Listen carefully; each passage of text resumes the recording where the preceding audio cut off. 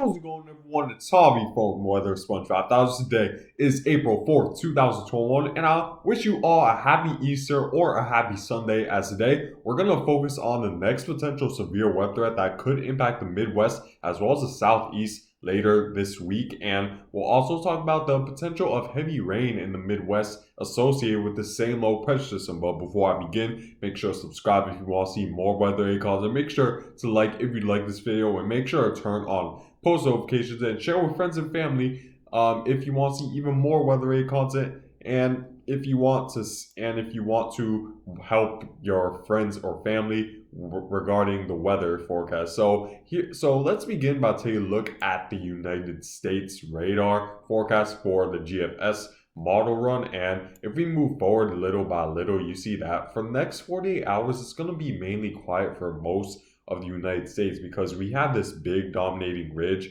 that's pretty much centered over the eastern half of the United States, and it's bringing much warmer than average temperatures throughout the Midwest, and we're seeing slightly below average temperatures or at least around average temperatures in the Northeast as a result of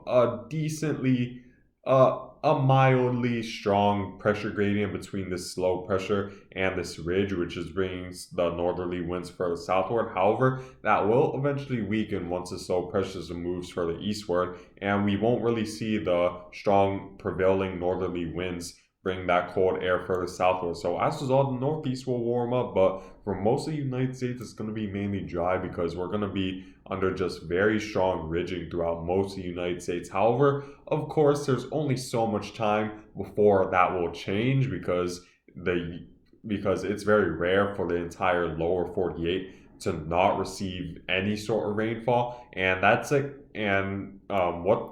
expected to occur at least over the next 48 hours, but that will obviously change beyond that point, where we do see a small trough that's going to move through the Northwest Pacific, which is still typical for this time of the year. Although we're entering the month of spring, there's still certainly that possibility of a lot of low pressure systems coming off the Pacific Northwest. It's not like the summer where they spontaneously form in the Midwest, a lot of thunderstorm activity. A lot of these low pressure systems still come from the Pacific Northwest, and as we move forward with the forecast, you see that we begin to see a decently sized area of snow and rain associated with this trough, and that represents that there's going to be a decent amount of cold air behind this. And it is very important to point out, because that will pretty much set the stage of what could become a major severe weather threat for the Midwest and the Southeast. And if we continue to move forward, you see that the trough moves further southeastward, as well as a dip in the jet stream. But this dip, as of right now, isn't forecasted to be a major jet stream dip. We have seen far worse jet stream dips this year throughout 2021, and even in throughout March, we've seen a lot more stronger jet stream dips. However, this jet stream dip, we need to still keep in mind that it's still strong enough to at least induce some severe weather throughout the Midwest, and we could see maybe some isolated areas of large hail and damaging winds in a lot of areas. Right now, the risk of severe weather is currently slight for the Midwest, but it definitely easily could change, because we're still 3 days out, and the fact that there's snow behind the system means that there's going to be quite a bit of cold air behind it, and it's going to interact with the very warm air that's pretty much centered over the eastern half of the United States, and it's going to be enhanced by the southerly winds that are going to be induced by how fast this low pressure system is strengthening, and the pressure gradient between this low pressure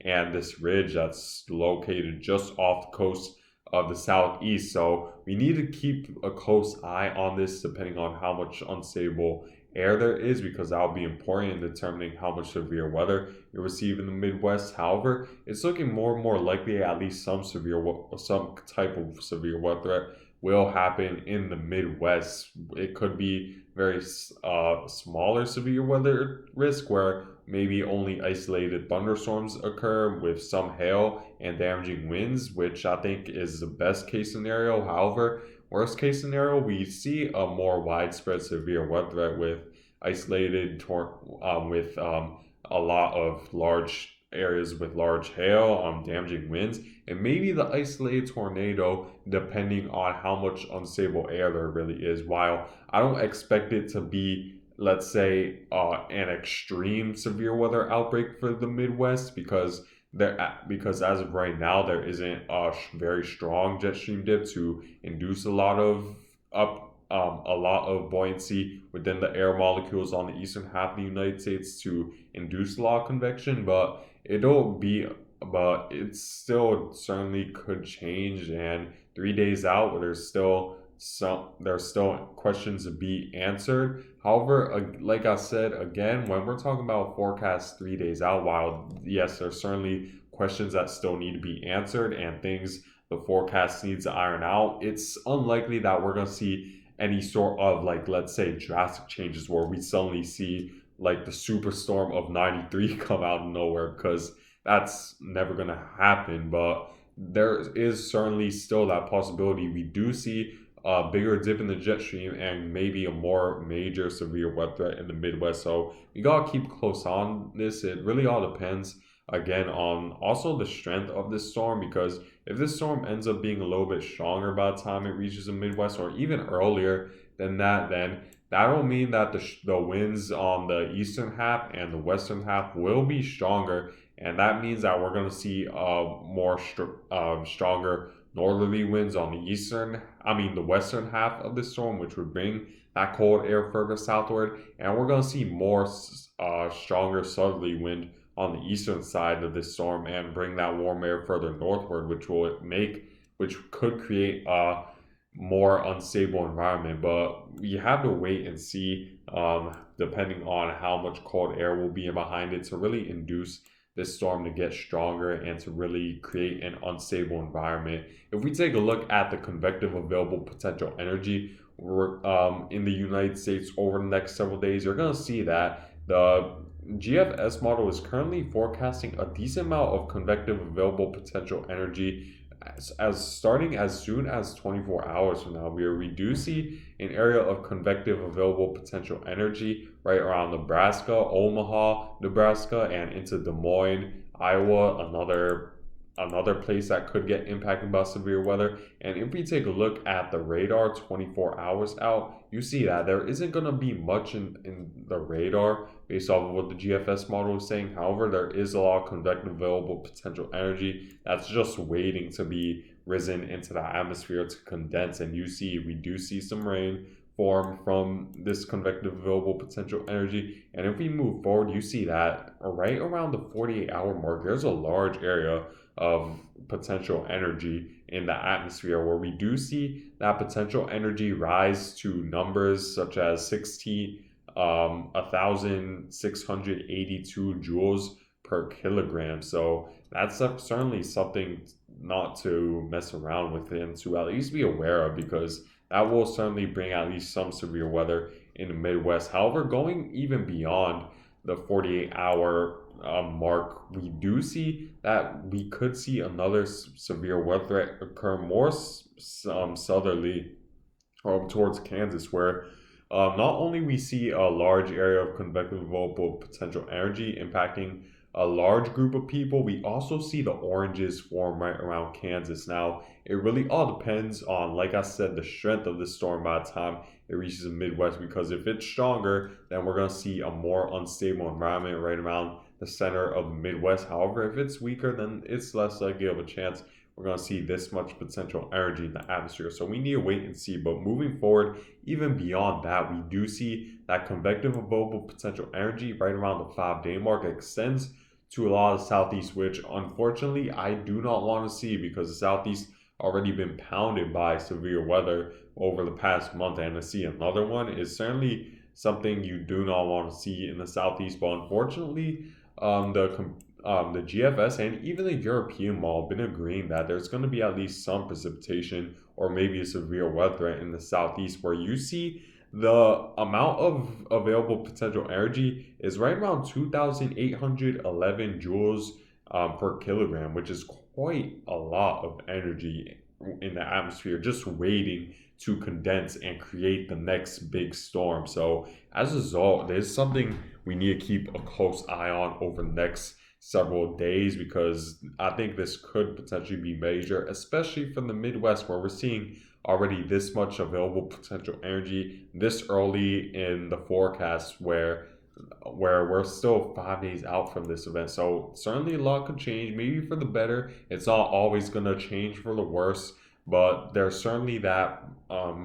But it's at least something to be aware of in the southeast, where again we do see that storm bringing strong northwesterly winds, and taking a look at the amount of wind shear that might be expected. We do see the mid levels of the atmosphere have winds that are quite strong, while there isn't a while there is a decent amount of wind shear, where we do see the winds along surface come from the south, and in the and upper levels it's coming more from the west. So as a result, there could be a tornado threat associated with this, as I think the southeast is more likely to get a bigger severe weather threat than, let's say, the Midwest, because the southeast right now is currently in an environment where it's going to hold a lot where it's able to hold a lot more water vapor than, let's say, places northward or even westward than that, where they're disconnected from the Gulf of Mexico. So as a result, the severe weather threat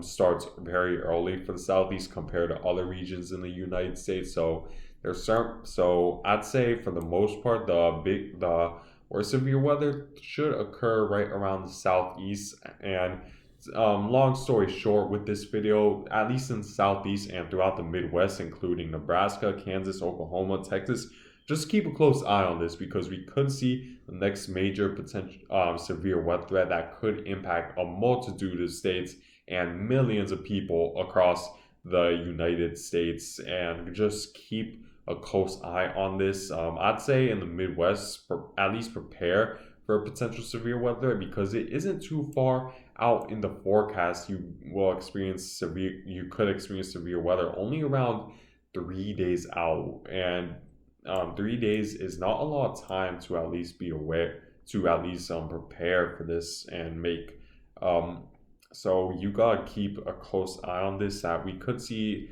hail damaging winds associated with these storms in the Midwest. So keep that in mind. And in the southeast, again, just stay aware of this storm. But in terms of the impacts you could experience from this low pressure system, one of the main concerns is the river flooding. And you're going to see over the next 5 days, by this next low pressure system primarily, you should expect over an inch to around 2 inches of rain right around Minnesota, Iowa, and extending to a lot of the Midwest. So as a result, we're going to see this could raise concerns of flooding, especially in rivers that are close along, especially rivers that have their water levels close to overtopping their banks in the Midwest. So if you already been experiencing a lot of rain in your specific area, especially in the Midwest, and this next storm could come with maybe some flash flooding, depending on how much